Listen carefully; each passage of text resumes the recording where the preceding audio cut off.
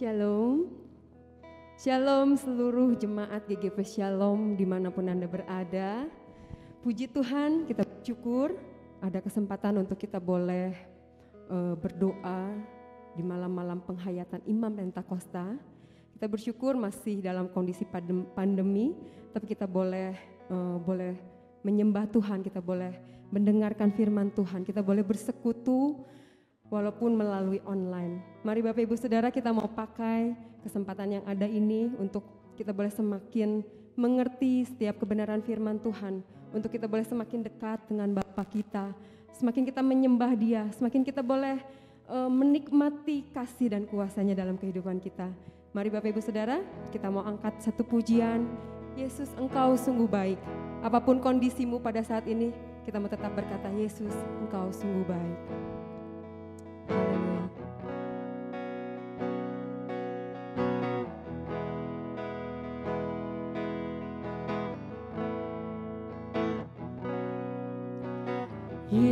Yesus, Kau sungguh baik.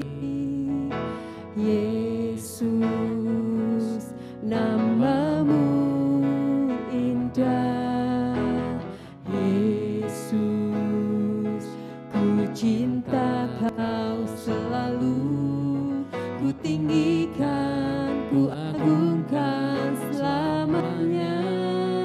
Yesus, Yesus, Kau sungguh baik. Yesus, nama-Mu indah. Yesus, ku cinta Kau selalu. Ku tinggikan, ku agungkan selamanya. Ku mau memuji-Mu, ku selalu puji-Mu. Ku mau menyembah-Mu, ku selalu sembah-Mu. Kau yang layak terima semua pujian, kemuliaan hanya bagi Tuhan. Haleluya, Yesus, Engkau sungguh baik Tuhan. Kami bersyukur Engkau baik sama kami Tuhan. Kami mau tetap memuji dan menyembah-Mu Bapa. Yesus, Kau sungguh baik. Yesus, nama-Mu indah. Yesus, ku cinta Kau selalu. Ku tinggikan, ku agungkan selamanya. Ku mau memuji-Mu, ku selalu puji-Mu. Ku mau menyembah-Mu, ku selalu sembah-Mu. Kau yang layak terima semua pujian, kemuliaan hanya bagi Tuhan. Ku mau memuji-Mu, ku mau memuji-Mu, ku selalu puji-Mu. Ku mau menyembah-Mu, ku selalu sembah-Mu. Kau yang layak terima semua pujian, kemuliaan hanya bagi Tuhan. Semua kemuliaan, semua kemuliaan dan keagungan tertuju padamu, Tuhan dan Rajaku. Segenap jiwa dan nafasku menyembah Yesus yang hidup. Semua kemuliaan, semua kemuliaan dan keagungan tertuju pada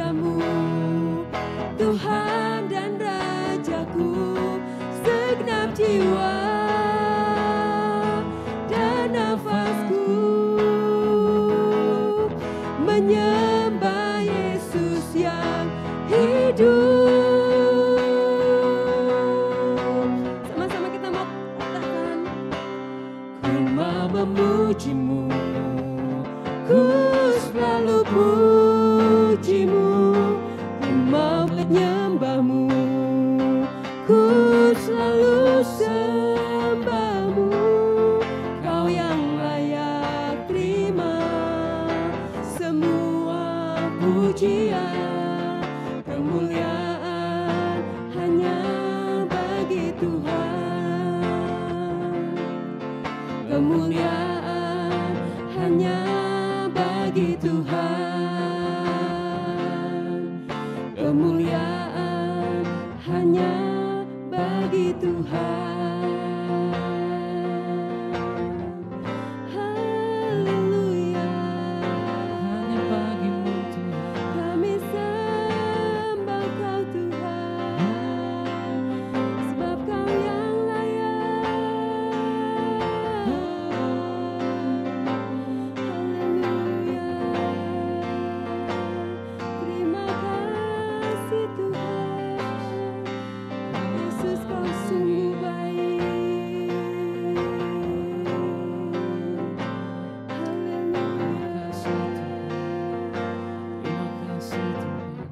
Haleluya Tuhan Yesus. Bapa, inilah hidup kami di hadapan-Mu Tuhan. Kami rindu Tuhan, biarlah kami boleh semakin dibenarkan oleh kebenaran firman-Mu Bapa. Mari Bapa, Engkau uji setiap kami, selidiki batin kami dan hati kami Tuhan, sehingga kami boleh tetap layak di hadapan-Mu Bapa. Haleluya, terima kasih Tuhan, terima kasih. Mari Bapak Ibu Saudara kita mau angkat pujian ini. Pujilah aku Tuhan, cobalah aku Tuhan, selidiki batinku dan hatiku, mataku tertuju padamu. Aku cinta padamu Tuhan, aku rindu hadirat-Mu Tuhan, aku ingin selalu dekat padamu, menikmati kehadiran-Mu. Katakan, ku nyanyi hosana, ku nyanyi hosana bagi Rajaku yang duduk di tahta. Aku muliakan dan ku agungkan, Kau layak disembah.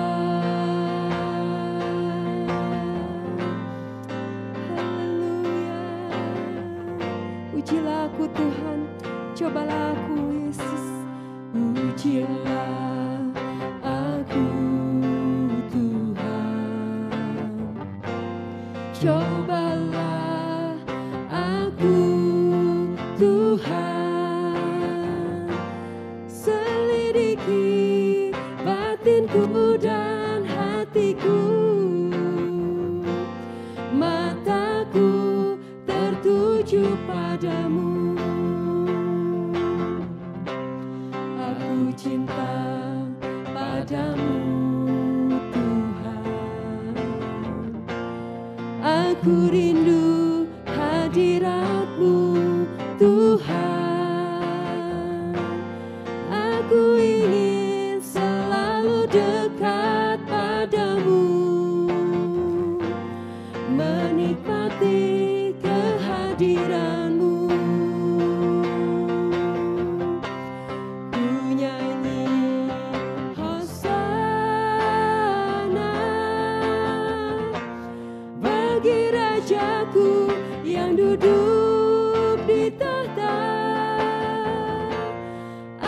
muliakan dan ku agungkan, Kau layak disembah.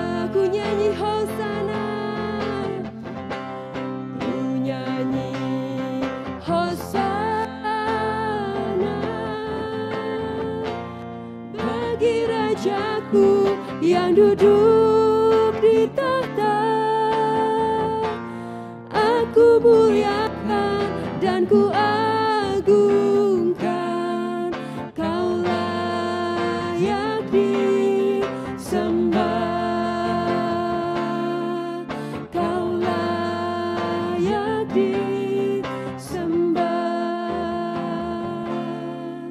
Kau layak disembah.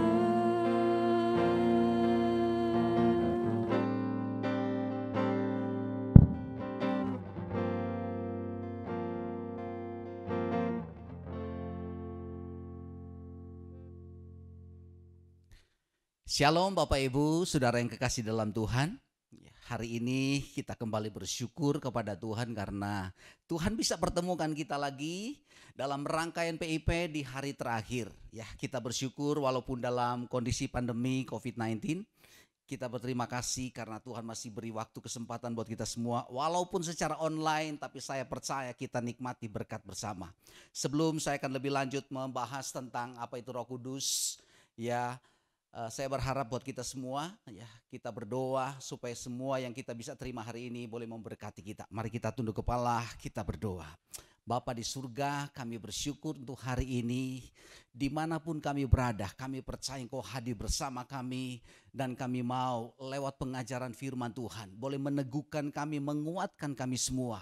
Dan pakai hamba-Mu untuk menjadi alat berkat. Dan kami percaya setiap kami boleh menikmati berkat yang sama. Terpuji nama Tuhan Yesus, kami berdoa dan kami mengucap syukur. Semua yang percaya katakan amin. Bapak Ibu, saudara-saudara yang kekasih dalam Tuhan, ya, hari ini ada topik yang sangat menarik yang saya ingin bahas bersama-sama dengan seluruh anggota jemaat Tuhan. Dan saya berharap ini boleh semakin lebih lagi membuat kita untuk paham dan lebih lagi memahami dengan benar tentang apa yang sebenarnya yang kita kenal yang namanya Roh Kudus itu sendiri. Satu topik yang menarik yang saya akan bahas adalah meluruskan dan menyederhanakan pemahaman tentang Roh Kudus. Saya ulangi sekali lagi, meluruskan dan menyederhanakan pemahaman tentang Roh Kudus. Ya, kalau mungkin kita membahas secara detail, ya, dari poin ke poin mungkin akan makan waktu banyak. Saya akan berusaha untuk sesingkat mungkin, tetapi juga memberi sedikit penjelasan untuk lebih kita paham. Ya, kalau kita sedikit melihat apa yang kita bahas hari ini, meluruskan berarti ada sesuatu yang mungkin masih ada pemahaman-pemahaman yang memang perlu diluruskan. Kalau saya katakan mungkin bengkok itu terlalu kasar. Ya, tetapi mungkin ada yang kurang paham, ada yang mungkin juga paham tetapi kadang-kadang ya membawa dia kepada sesuatu yang tidak bisa alkitabiah, ya, yang mungkin saya katakan sekali lagi, ya, sesuatu yang mungkin memunculkan begitu banyak pertanyaan, ya. Tapi hari ini bukan saja meluruskan, tetapi bagaimana kita semakin lebih menyederhanakan. Ada banyak orang mungkin memahami tentang Roh Kudus itu sampai-sampai untuk menerimanya, untuk memahaminya itu terlalu sulit ya. Sekali lagi, tidak sedikit, jangankan jemaat Tuhan, sampai hari ini pun ada begitu banyak pakar-pakar teologi ya yang masih ya, memunculkan pemahaman yang kadang-kadang menjadi kontroversi. Ya, sesuatu yang kadang-kadang membingungkan. Dan kadang jemaat berpikir mana yang saya harus ikut, mana yang saya harus ambil, dan mana yang harus saya tolak. Nah, hari ini kita bersama-sama untuk bisa meluruskan dan menyederhanakan pemahaman tentang Roh Kudus. Ya. Di hari terakhir ini saya berharap kita semua boleh dibekali dan boleh diberkati Tuhan. Yang pertama, mungkin ada orang yang bertanya, ya, apakah Roh Kudus itu adalah Roh Yesus bukan? Saya harus katakan sekali lagi, yes. Ya. Apakah roh Yesus itu adalah roh Allah? Yes. Ada hal yang kadang-kadang mungkin membuat orang bingung. Apalagi kalau sudah bicara lebih detail, atau mungkin orang keluaran sekolah teologi, atau mungkin pernah mengikuti pendalaman firman Tuhan, yang mungkin dia dapat pengajaran-pengajaran yang sedikit membuat dia jelimet, membuat dia bingung, membuat dia terlalu sulit memahami. Apalagi kalau sudah bicara, Roh Kudus itu pribadi, ya, Yesus itu pribadi, Allah itu pribadi. Betul, saya tidak salahkan itu. Tapi hari ini saya ingin supaya kita betul-betul lebih menyederhanakan pemahaman ini. Jangan bingung, jangan dipisah-pisah. Dan saya sangat berharap ini dipegang baik-baik. Dan saya punya ayat yang bisa menjadi satu kekuatan bagi kita untuk bisa sedikit memberi penjelasan, ya, atau sedikit untuk membuat kita punya satu kekuatan, punya satu alasan kuat untuk bisa bertahan dengan kondisi seperti ini. Roh Kudus adalah roh Allah. Roh Kudus adalah roh Yesus. Roh Yesus adalah roh Allah.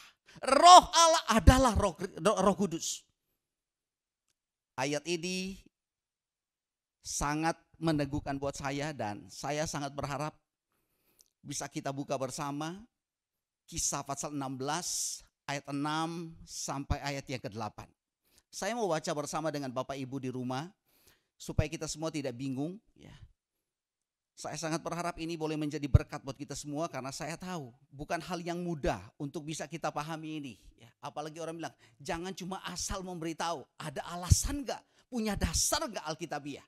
Kita buka Kisah 16 ayat 6 sampai 8. Firman Tuhan dengan tegas memberitahu. Kisah Rasul 16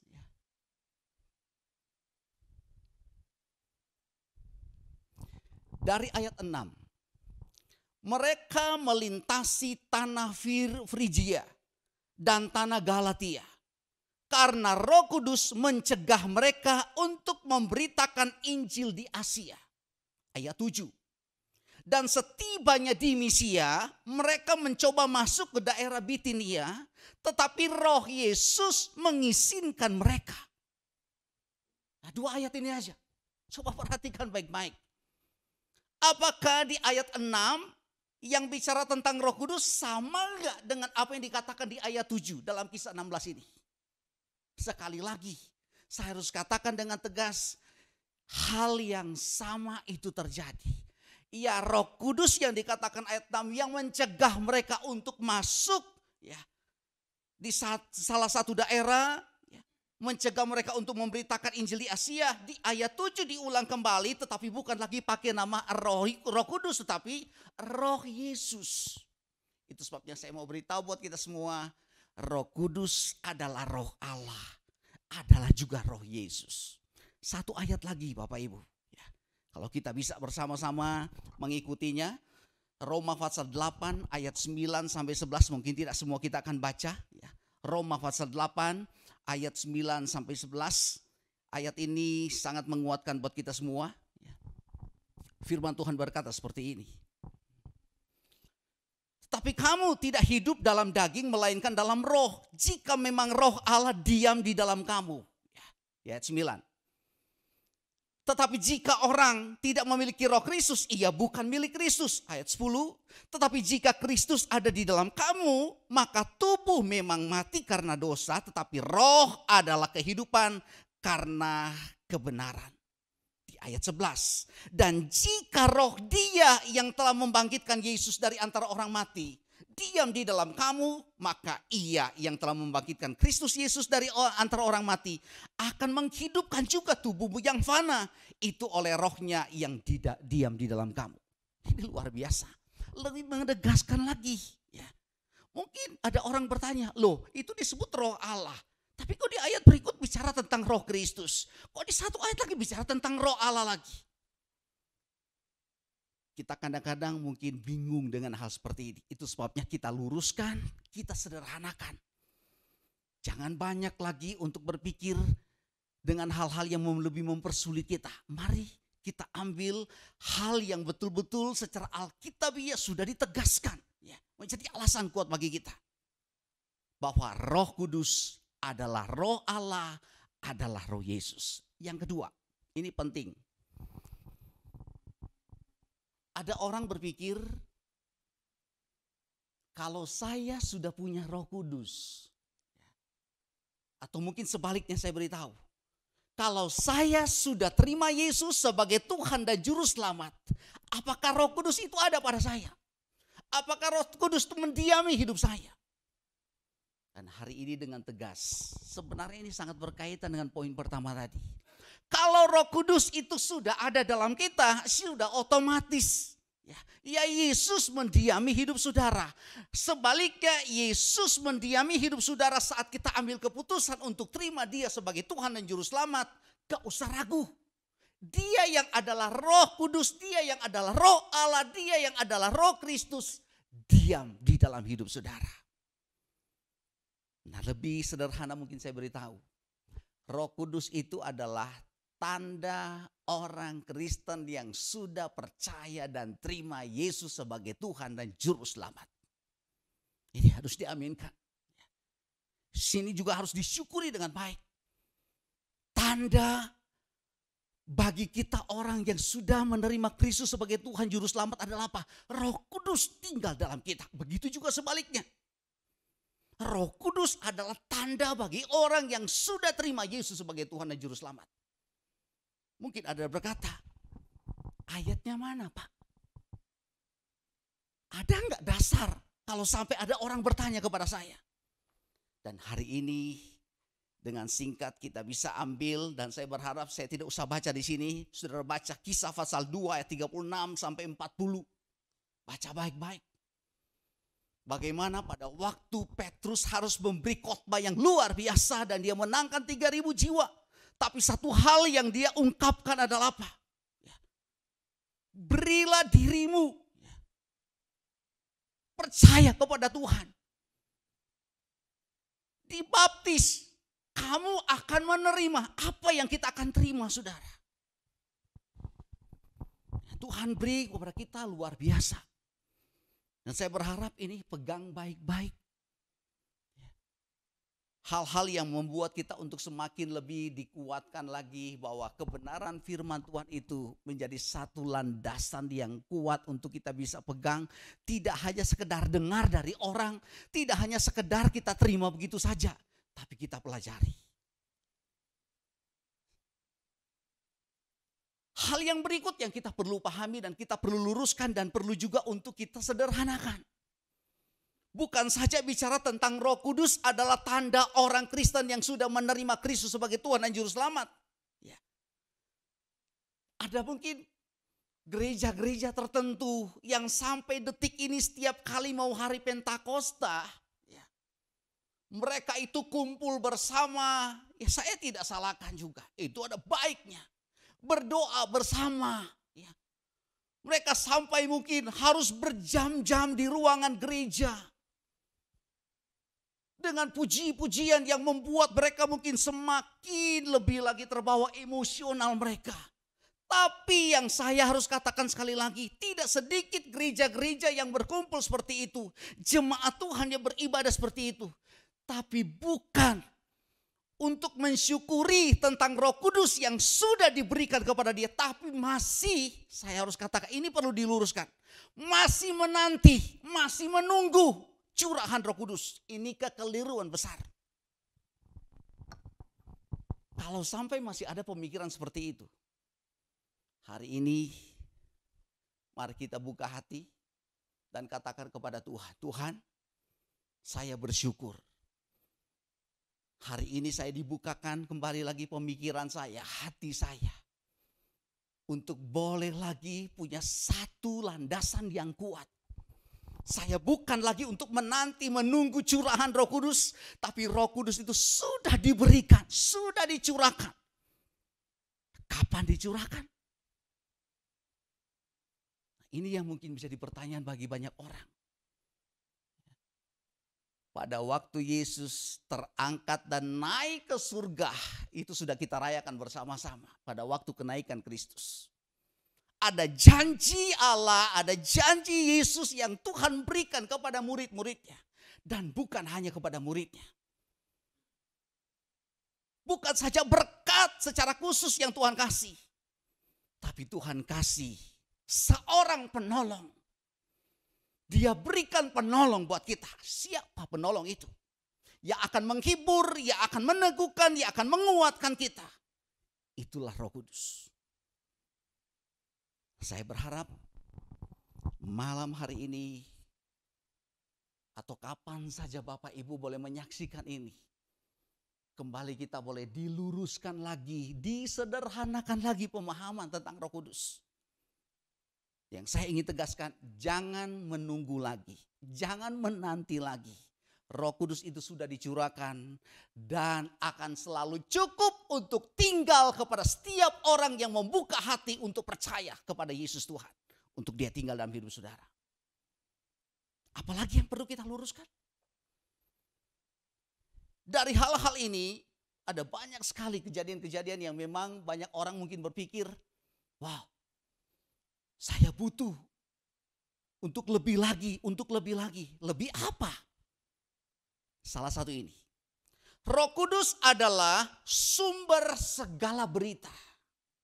Roh Kudus adalah sumber segala urapan. Roh Kudus adalah sumber segala karunia. Roh Kudus adalah sumber segala kuasa. Kalau saya singkat, Roh Kudus itu adalah sumber segala berita, urapan, karunia, dan kuasa. Tapi tidak bisa dipungkiri Bapak Ibu, sampai hari ini bukan cuma anak Tuhan, bukan cuma hamba Tuhan. Anak-anak Tuhan juga masih banyak yang mungkin mau lebih lagi dalam kemajuan pertumbuhan rohaninya, tetapi salah kaprah. Hamba Tuhan mungkin lebih ingin dipakai Tuhan dengan luar biasa. Sampai-sampai dengan beraninya, ya, dengan tegasnya, saat mungkin dia selesai khotbah atau mungkin saat dia mau menantang jemaat, dia beritahu kepada jemaat, siapa yang mau diurapi. Saya harus katakan, kita bukan agen urapan. Sumber urapan itu bukan pada hamba Tuhan. Jangan sampai ada yang berani berkata, saya bisa transfer urapan kepada kamu. Ini kekeliruan. Dan saya harus katakan sekali lagi, bukan tidak tertukar kemungkinan, memang masih banyak terjadi hal-hal seperti itu. Itu perlu diluruskan. Sumber berita, sumber urapan itu bukan ada pada kita, tapi ada pada Dia, pada Yesus Tuhan, ada pada Roh Kudus itu sendiri. Dia sanggup untuk melengkapi kita. Satu contoh saja begini. Ada hamba Tuhan kadang-kadang mempersiapkan untuk pelayanan, mungkin dia buat satu khotbah. Saat dia datang ke gereja, tiba-tiba dia merubah. Bukan sikap dia yang dia rubah, tetapi apa yang dia mau sampaikan kepada jemaat. Khotbah yang akan dia sampaikan. Alasannya apa? Saya dapat suara. Saya dapat berita bahwa saya harus sampaikan ini kepada jemaat. Saya harus kasih tahu. Saya kadang-kadang geleng-geleng kepala dengan cara seperti itu. Kenapa saudara? Karena banyak orang mungkin persiapannya kurang, ya jadi pakai alasan seperti itu. Saya sangat berharap bagi kita sebagai hamba-hamba Tuhan, ya, atau bagi jemaat Tuhan yang mau lebih lagi melayani. Ingat baik-baik, kita memang diberi hikmat oleh Tuhan. Tapi sumber berita itu hanya ada pada Dia. Kita hanya sekedar alat saja.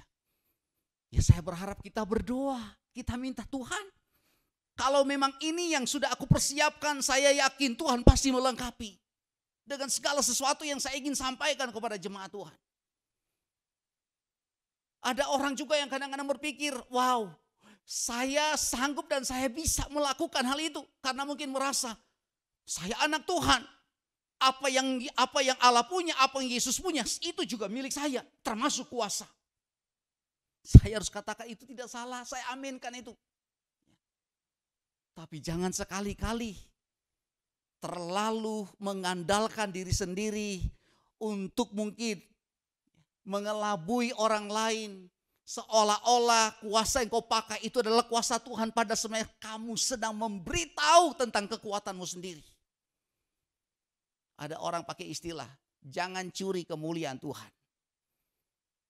Kuasa yang mampu dan membuat kita itu bisa tangguh, bisa kuat, bisa melayani, sumbernya bukan dari siapa-siapa, tapi dari Tuhan. Saya mau beritahu bagi jemaat Tuhan, hati-hati. Jangan sampai kadang-kadang kita mendengar ada tawaran-tawaran. Mau gak jemaat? Saya transfer urapan. Saya sekali lagi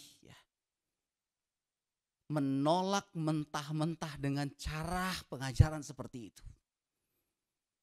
Urapan itu hanya ada pada Tuhan.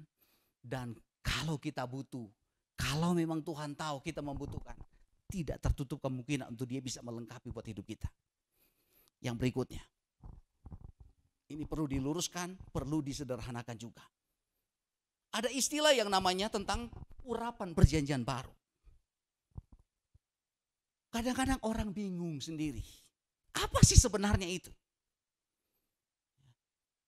Kaitan dengan Roh Kudus, urapan perjanjian baru. Saya harus beritahu kepada kita, ada banyak orang hanya melihat dari arti sempitnya saja. Nah itu yang saya katakan, kenapa kita perlu luruskan, kita perlu sederhanakan. Ada orang hanya punya pemahaman, kalau kita bisa melihat ada lawatan urapan perjanjian baru itu terjadi pada saat mungkin kita mengadakan ibadah. Ya. Di situ kita bisa mengalami yang namanya, manifestasi. Saya harus beritahu, urapan perjanjian baru bukan datang sewaktu-waktu, bukan datang secara tiba-tiba. Ya. Ini harus dipahami dengan baik. Dia bukan melawat kita itu hanya dalam waktu-waktu tertentu saja, tidak. Saat kita sudah terima Roh Kudus, saya sangat yakin, tergantung pada pribadi kita sendiri. Kalau persekutuan kita dengan Roh Kudus itu semakin hari semakin lebih baik, hubungan kita semakin lebih baik, saya harus katakan tidak tertutup kemungkinan kita bisa melakukan hal yang lebih daripada itu. Tidak sekedar menjadi orang percaya, tidak sekedar menjadi jemaat Tuhan, tapi Tuhan bisa pakai lebih daripada itu. Banyak orang ingin mengalami hal-hal yang mungkin dianggap, wow ini luar biasa. Saya mau datang di gereja ini, saya tahu pendeta itu luar biasa. Siapa tahu melalui ibadah itu, saya betul-betul mengalami lawatan. Ada urapan baru terjadi di situ. Hati-hati Bapak Ibu. Ini perlu kita harus pahami dengan baik. Ya, jangan terkecoh. Saya punya waktu tidak banyak Bapak Ibu. Ya. Kalau mungkin mau jelaskan secara detail, wow. Terlalu banyak, terlalu panjang. Tapi saya berharap beberapa hal ini bisa memberi kita untuk sedikit lebih paham lagi. Yang walaupun mungkin tidak terlalu detail menjawab, memberitahu hal-hal yang seharusnya kita lebih tahu lagi, lebih harus tahu lagi. Dan hari ini hal yang penting buat kita semua. Ada istilah, saya mau ambil yang penting-penting Bapak Ibu. Kalau sudah bicara tentang Roh Kudus itu tidak lepas dari namanya orang bilang bahasa roh. Saya yakin Bapak Ibu bukan cuma sekedar mungkin dengar, mungkin juga pernah sendiri menyaksikan, pernah melihat. Ya. Saya minta maaf mungkin saya harus panjang sedikit untuk menjelaskan ini. Ya, Bapak Ibu semua, saya berharap ini pegang baik-baik. Saya tidak anti bahasa roh. Kalau memang itu adalah dari Tuhan. Yang saya harus luruskan kenapa? Saya pernah alami sendiri. Saya pernah bertemu dengan orang yang ingin mengajarkan itu kepada saya. Saya adalah pribadi yang pernah mengalami bagaimana saya berhadapan dengan orang-orang yang harusnya perlu untuk diluruskan. Yang awalnya saya diam, tapi lama-lama saya pikir ini harus dikasih penjelasan. Kenapa? Karena ini sudah salah kaprah, sudah tidak alkitabiah. Yang saya mau beritahu, Jangan sekali-kali bahasa roh itu harus atau keharusan untuk diajarkan kepada orang lain. Tidak ada keharusan setiap orang yang sudah percaya Tuhan harus berbahasa roh. Saya katakan tadi, saya pernah mengalami sendiri. Sampai ada yang berani bertanya begini, Pak, sudah bisa bahasa roh? Saya bilang saya tidak tahu. Yang saya tahu bahasa roh itu adalah bahasa yang dikenal orang. Bahasa yang mungkin berbeda dengan bahasa yang lain seperti yang dikatakan dalam Kisah Para Rasul. Oh, bukan itu, Pak. Kalau bahasa roh itu yang bahasa yang tidak akan dikenal oleh iblis. Waktu kita berhubungan dengan Tuhan, iblis tidak akan pernah tahu. Saya geleng kepala Bapak Ibu. Ya, hebat banget. Saat saya baca dan saya kasih keterangan kepada dia, penjelasan buat dia. Saya bilang, jadi semua orang harus. Kalau jadi orang Kristen, kalau orang yang sudah bisa bahasa roh berarti dia punya Roh Kudus. Jadi sebaliknya gimana? Kalau orang tidak bisa bahasa roh belum punya Roh Kudus. Wow, saya katakan sesuatu penyesatan. Ini hati-hati. Saya katakan sekali lagi kepada dia, tidak diharuskan kepada setiap orang yang sudah percaya harus punya itu. Kenapa? Dia tanya sama saya. Saya bilang buka Alkitab, buka firman Tuhan. Saya kasih penjelasan buat dia. 1 Korintus 12 ayat 13. Ini penting baik-baik, penting sekali untuk kita bisa pahami baik-baik. Ya. 1 Korintus 12 ayat 10. Ayat 10 dulu, ayat 13, ayat 10. Ini sesuatu yang memang perlu mereka tahu. Kita itu dikasih ada beberapa karunia. Ya, diberikan kepada Tuhan. Ada yang bisa ngajar, ada yang bisa ini, ada yang bisa nubuatan. Ada yang bisa menafsirkan bahasa roh. Salah satu adalah apa? Bisa berkata-kata dalam bahasa roh. Intinya bahasa roh itu adalah salah satu karunia. Jadi tidak semua orang bisa dikasih itu. Kalau sampai itu diharuskan, jawab dengan tegas. Itu sesuatu yang salah. Karena bahasa roh itu adalah salah satu karunia yang Tuhan kasih untuk melengkapi orang percaya. Sampai ada yang berani ngajari saudara. Saya sih sebenarnya tidak menyalahkan. Oke aja kalau dia memang punya sesuatu yang mungkin dia ingin. Kalau memang itu dia dapat dari Tuhan. Tapi kalau sampai mengharuskan mengajari orang. Saya bilang kalau itu karunia kok diajarin. Sesuatu yang keliru. Saya tegas dengan ini. Bukan berarti saya menentang. Karena ini memang perlu diluruskan. Sesuatu yang tidak alkitabiah. Kalau bahasa roh itu adalah sesuatu yang dikaruniakan Tuhan sebagai salah satu karunia. Berarti tidak semua bisa memiliki itu. Mungkin ada orang-orang tertentu. Dan kalaupun ada orang dikaruniakan bisa bahasa roh, harus ada orang yang menerjemahkan itu. Akan membingungkan banyak jemaat. Ini keliru. Sangat berbahaya. Pertumbuhan gereja akan sangat baik kalau Tuhan melengkapi kita. Tidak dengan orang-orang yang hanya diberi nubuatan. Dikasih karunia untuk bisa menyembuhkan. Bisa khotbah, bisa mengadakan mujizat, tetapi saat kita dikasih karunia untuk bisa bahasa roh, tetapi harus ada juga yang bisa menerjemahkannya itu. Supaya tidak membingungkan jemaat Tuhan. Karena banyak kejadian yang kadang-kadang saat lagi ada tantangan, ada jemaat tiba-tiba berdiri dan dia mulai berbahasa yang kadang banyak jemaat mungkin tidak paham, tidak ngerti, ya cuma ikut-ikutan aja dengan emosional, dia ikut berdoa tapi tidak paham.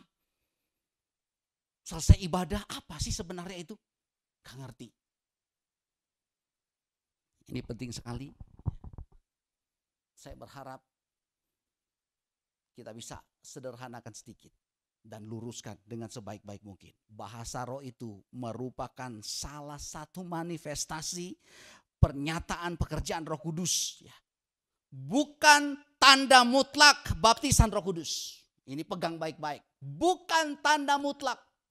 Jadi sampai orang berpikir, weh kalau kamu sudah dibaptis Roh Kudus harus bisa berbahasa roh. Tidak harus seperti itu. Atau kalau kamu harus jadi orang Kristen harus bisa bahasa roh. Saya harus katakan sekali lagi, tidak harus seperti itu. Kita loncat.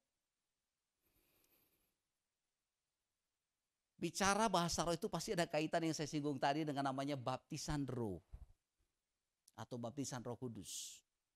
Sudah singgung tadi, bahasa roh itu bukanlah tanda mutlak saudara ya. Bukan tanda mutlak baptisan Roh Kudus.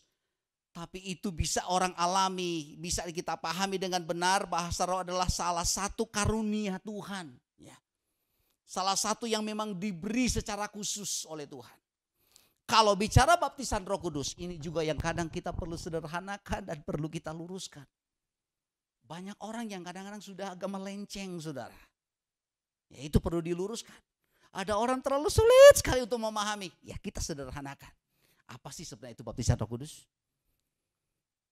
Ada dua hal penting yang mungkin perlu kita pahami.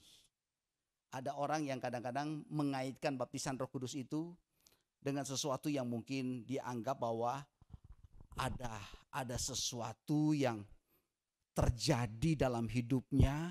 Salah satu orang sering pakai adalah apa? Satu, bisa bahasa roh.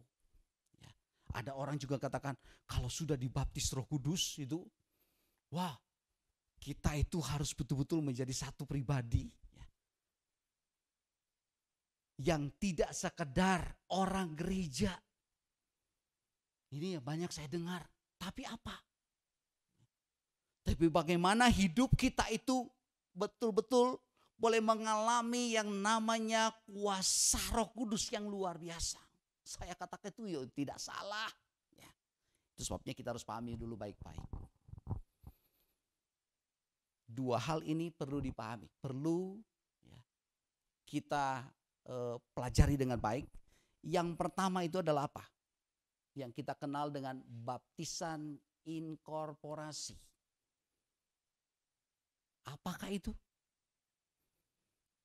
Itu terjadi pada saat kita mengambil keputusan. Itu terjadi pada saat kita masuk menjadi bagian dalam tubuh Kristus. Atau menjadi satu bagian sebagai tubuh Kristus. Nah, kapan terjadinya? Saat kita mengambil keputusan dan kita menang dalam keputusan itu untuk percaya dan terima Yesus sebagai Tuhan dan Juru Selamat. Disitulah krisis terjadi. Enggak mudah loh untuk mau ambil keputusan percaya Yesus. Tapi saat kita ambil keputusan, kita menang di situ dan kita ambil keputusan. Saya mau percaya dan terima Yesus sebagai Tuhan dan Juru Selamat. Saat itulah terjadi yang kita mungkin sudah bahas di awal. Bukan saja Roh Kudus tinggal dalam kita. Tapi disinilah kita betul-betul mengalami yang namanya tinggal atau jadi bagian di dalam tubuh Kristus. Itu salah satu yang perlu kita pahami dengan namanya baptisan Roh Kudus. Nah, bagaimana dengan istilah orang bilang baptisan kuasa itu? Kalau tadi hanya salah satu bagian. Tapi yang kedua yang disebut dengan baptisan kuasa itu adalah merupakan satu proses. Tidak terjadi begitu saja. Nah, kalau yang tadi itu saat kita menang dalam krisis kita mengambil keputusan untuk terima Yesus. Disitulah terjadinya kita masuk di dalam bagian sebagai tubuh Kristus. Ya, banyak orang tidak paham itu. Orang cuma kadang-kadang lihat di satu sisi saja. Oh, kalau sudah dibaptis Roh Kudus ya harus berbahasa roh, itu lagi yang dibawa-bawa. Baptisan kuasa merupakan proses atau hasil proses hidup kita dalam satu persekutuan dengan Roh Kudus ya, yang terus bekerja untuk membina, ya, untuk menyegarkan kita, untuk memperbaiki, ya, untuk memulihkan kita, melengkapi kita anak-anak Tuhan dan juga untuk hamba-hamba Tuhan. Ini perlu dipahami. Kita kadang-kadang keliru. Ini kalau mau bahas lebih detail cukup panjang Bapak Ibu. Tapi saya ingin hanya sederhanakan saja. Ada istilah orang bilang baptisan Roh Kudus. Ya, itu baptisan Roh Kudus itu terjadi karena dua hal yang perlu kita pahami. Baptisan saat kita masuk menjadi anggota tubuh Kristus, dan baptisan kuasa pada saat kita betul-betul mengalami proses terus menerus ya, kehidupan kita dengan Roh Kudus, dan tidak terjadi begitu saja. Kalau kita betul-betul menyerahkan sepenuh hidup kita kepada Tuhan, persekutuan kita dengan Roh Kudus, saya sangat yakin tidak tertutup kemungkinan kita akan terus dibina, disegarkan, diperbaiki, dipulihkan oleh Tuhan. Dilengkapi. Apalagi untuk hamba-hamba Tuhan, untuk pelayanan pekerjaan Tuhan. Yang berikutnya, dalam ibadah kita harus kita akui, yang kita harus yakini dengan baik, Tuhan Roh Kudus itu, saya sebut, dia adalah bos ibadah kita. Dia adalah pemimpin ibadah kita. Itu sebabnya jangan lupa, sekalipun kita mungkin sudah sudah punya kebiasaan melayani Tuhan, ya, bermain musik, kita juga mungkin bisa pimpin pujian, bisa jadi singer, atau mungkin hal-hal yang lain. Sekali lagi, jangan lupa kita libatkan Tuhan. Minta kuasa Roh Kudus ada dan berkarya dalam ibadah kita bersama. Karena percaya, kalau dia yang memimpin, saya yakin kok, kalaupun mungkin sesederhana apapun ibadah kita, kalau ada Roh Kudus campur tangan, ya, pasti ada sesuatu yang akan dibawa pulang oleh jemaat Tuhan. Apalagi kalau kita mempersiapkan dengan baik ibadah kita, semua dipersiapkan dengan baik, kemudian kita lebih mengandalkan dia sebagai bos ibadah kita. Saya percaya segala sesuatu pasti akan dilengkapi, dan semua jemaat pasti akan dipuaskan oleh Tuhan. Ini penting, saudara. Ya. Ada hal yang penting lagi. Roh Kudus itu tidak hanya sekedar pemimpin, bos dalam kita beribadah. Ya. Dia yang betul-betul akan senantiasa memberkati, memuaskan kita. Tapi dia juga adalah satu pribadi, Roh Kudus yang selalu memimpin, mengarahkan kita, memimpin kita. Supaya apa? Kita selalu ada dalam jalur kebenaran. Selalu ada dalam jalur kebenaran. Perjalanan hidup kita itu tidak bisa dipungkiri Bapak Ibu. Ya. Kita kadang-kadang mungkin walaupun sering ke gereja atau baca firman, ya namanya juga manusia. Ya. Kadang-kadang dari diri kita sendiri, atau juga mungkin kita dengar dari orang lain, atau mungkin juga pemahaman-pemahaman yang beda yang kita dengar. Kadang-kadang kita mungkin sedikit melenceng. Sebabnya yakinkan, Roh Kudus adalah pemimpin buat kita. Untuk mengarahkan kita, ya, untuk membawa kita, untuk memimpin kita, memampukan kita, ya, memahami kita untuk prinsip-prinsip kebenaran Alkitabiah. Itu sebabnya ada satu pujian yang mungkin selalu kita kenal. Pujiannya berkata begini, ya, peganglah tanganku Roh Kudus. Ya. Bait duanya saya senang, bait duanya. Bawalah diriku kepada segala kebenaran, agar ku tidak tersesat. Ada hal yang baik ya, ada hal yang menarik di sini. Ya, yang bisa menuntun kita, membawa kita, ya, mengarahkan kita. Dia adalah Roh Kudus. Itu sebabnya kita bersyukur dia selalu tinggal dalam hati kita, yang kadang-kadang kita berkata, Tuhan, ya, kira-kira apa yang saya ambil ini benar atau tidak? Ya, kita bertanya, enggak usah sungkan-sungkan untuk berkata seperti itu. Apapun yang mungkin kita harus kerjakan, apapun yang harus kita ambil keputusan, jangan lupa libatkan dia. Dia yang akan mengarahkan kita. Banyak kejadian-kejadian seperti itu. Supaya kita jangan tersesat lebih jauh lagi. Ada hal yang penting lagi. Ya, masih 1-2 ayat lagi yang saya berharap ini jadi sesuatu yang penting buat kita. Ada orang mungkin berpikir begini. Saya punya pengalaman pribadi dengan Roh Kudus. Pernah mungkin Bapak Ibu dengar, saya lupa tahun berapa itu, tapi waktu itu saya memang sudah ada di Bandung.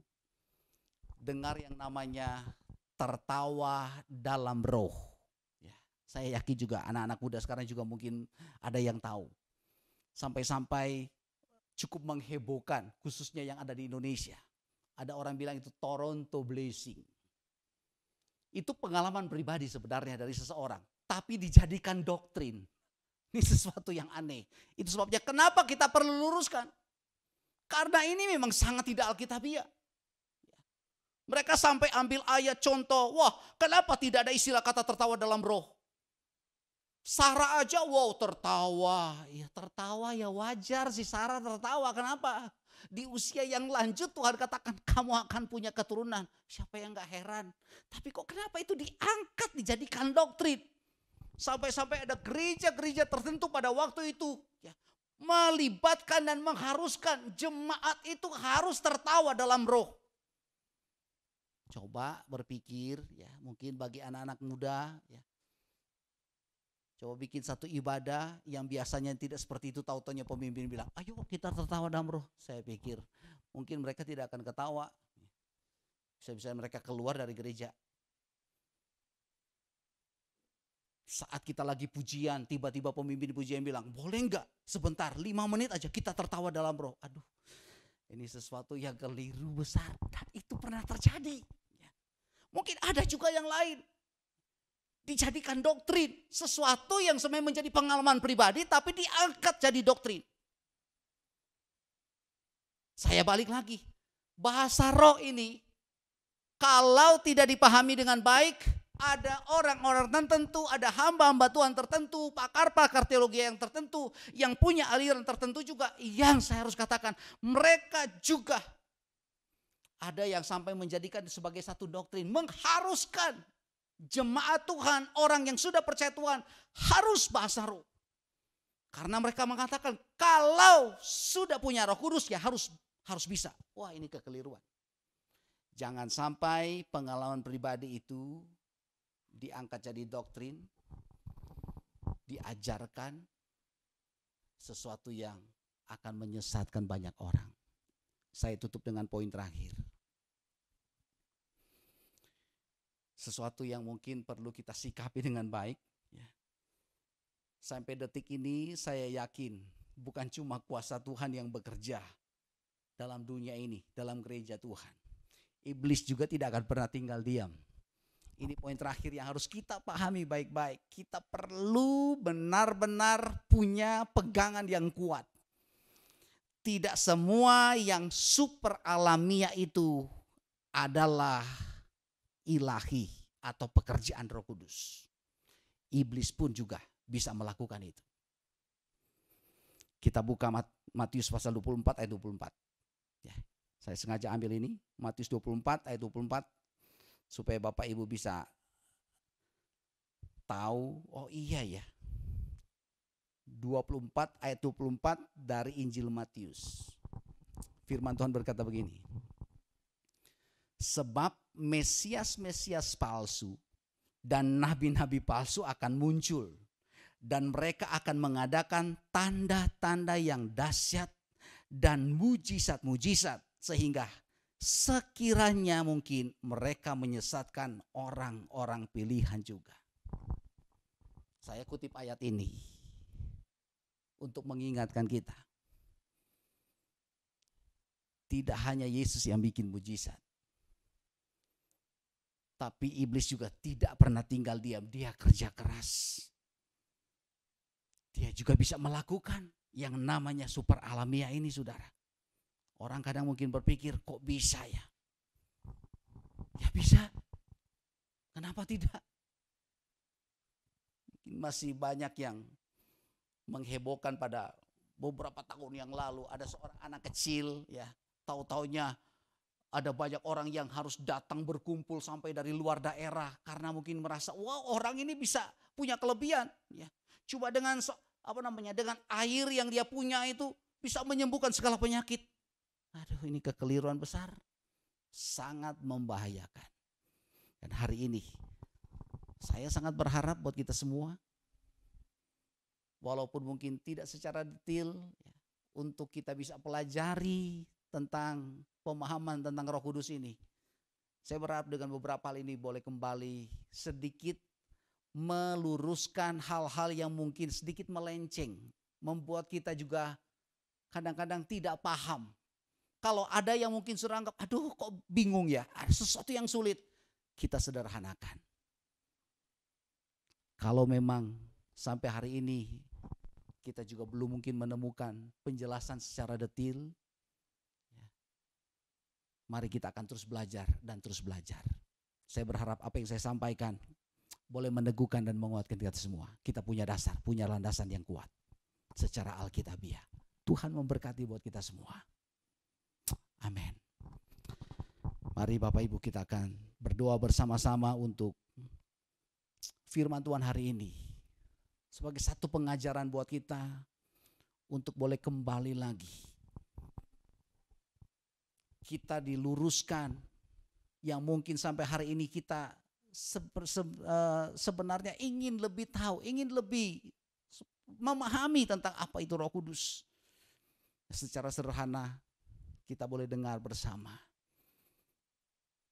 Disederhanakan kembali lagi supaya kita lagi tidak lebih membingungkan. Hari ini kesempatan buat kita semua. Kita berdoa untuk kehadiran Roh Kudus dalam hidup kita. Bersyukur Dia sebagai penolong. Meneguhkan, meyakinkan buat kita semua. Haleluya. Bapa, kami bersyukur untuk hari ini. Seberapa banyak pun kami yang boleh mengikuti ibadah secara online. Kami bersyukur Tuhan masih ada pengajaran yang boleh kembali lagi mengingatkan kami. Dan bukan sekedar mengingatkan kami untuk pemahaman tentang Roh Kudus. Tapi mungkin kami yang saat ini sudah sedikit di luar jalur kebenaran firman Tuhan kembali boleh diluruskan lagi. Mungkin ada di antara kami yang terlalu sulit untuk memahami tentang pribadi Roh Kudus itu. Hari ini kembali boleh disederhanakan lagi. Walaupun mungkin tidak secara detil untuk kami bisa menangkap, untuk bisa kami menguraikannya Tuhan. Tapi kami percaya Roh Allah, Roh Kudus, Roh Yesus boleh bekerja dalam setiap hidup kami. Dan boleh memberkati kami lewat pengajaran ini. Terima kasih Tuhan. Dan kami percaya semua jemaat boleh diteguhkan, dikuatkan oleh Tuhan. Hamba berdoa dari tempat ini. Tuhan berkati setiap jemaat Tuhan. Mungkin yang lagi mengalami kesulitan, Tuhan berkati dia, buka jalan buat dia. Yang susah dihiburkan, yang sakit disembuhkan oleh Tuhan. Berdoa untuk rumah tangga, setiap anak-anak Tuhan. Kami berdoa Tuhan kuatkan mereka. Ada mungkin di ambang kehancuran, ambang perceraian. Tuhan kami berdoa, Engkau Allah yang sudah mempersatukan mereka sanggup untuk memulihkan kembali. Kami juga berdoa Tuhan, terima kasih Indonesia Engkau berikan buat kami. Kami berdoa Tuhan, pakai pemerintah kami dari pusat, Bapak Presiden, Wakil, semua kabinet. Kami berdoa juga untuk aparat TNI, Polri. Dan kami berdoa untuk juga semua aparat yang terdekat dengan kami, RW, RT, kecamatan, wali kota atau bupati. Kami berdoa dalam nama Yesus diberkati oleh Tuhan. Kami sedang menghadapi pandemi COVID-19 yang kami tidak tahu sampai kapan harus berakhir. Kami hanya berdoa Tuhan, mampukan pemerintah kami. Beri kepada setiap kami juga Tuhan, masyarakat Indonesia terutama anak-anak Tuhan, boleh disiplin mengikuti setiap aturan. Kami betul-betul taat dengan protokol kesehatan dan kami percaya Tuhan. Tuhan izinkan segala-galanya karena Tuhan punya rencana. Bukan saja buat Indonesia tetapi buat seluruh bangsa. Terima kasih Tuhan dan kami percaya malam ini. Siapapun kami yang hadir, siapapun kami yang boleh mendengar, diberkati Tuhan. Kami juga berdoa, berkati gembala jemaat kami, memberkati keluarganya, memberkati setiap hamba-hamba Tuhan, keluarga, majelis, seluruh jemaat Tuhan diberkati Tuhan. Terima kasih Bapa dan kami percaya hari ini ada berkat luar biasa buat kami. Itu sebabnya Tuhan, sebelum kami mengakhiri, hamba mau berdoa bagi setiap jemaat Tuhan yang boleh mengikuti, aminkan setiap kata-kata ini. Diberkatilah hidupmu, diberkatilah kesehatanmu, diberkati usaha pekerjaanmu, diberkati rumah tanggamu, diberkati pelayananmu, diberkati dimanapun kau berada. Dan terimalah berkat Allah, biar anugerah kasih Tuhan Yesus, damai dan sukacita daripada Allah Bapa kita di surga, Roh Kudus yang diberikan pada saudara, yang tinggal dalam hidup saudara, akan selalu menguatkan, meneguhkan, menghibur, meyakinkan saudara, mengarahkan saudara kepada setiap kebenaran. Terpujilah nama Tuhan Yesus Tuhan kami berdoa. Haleluya, haleluya. Amin.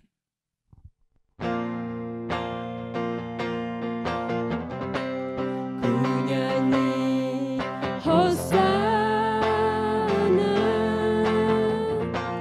bagi Rajaku yang duduk di tahta. Aku muliakan dan ku agungkan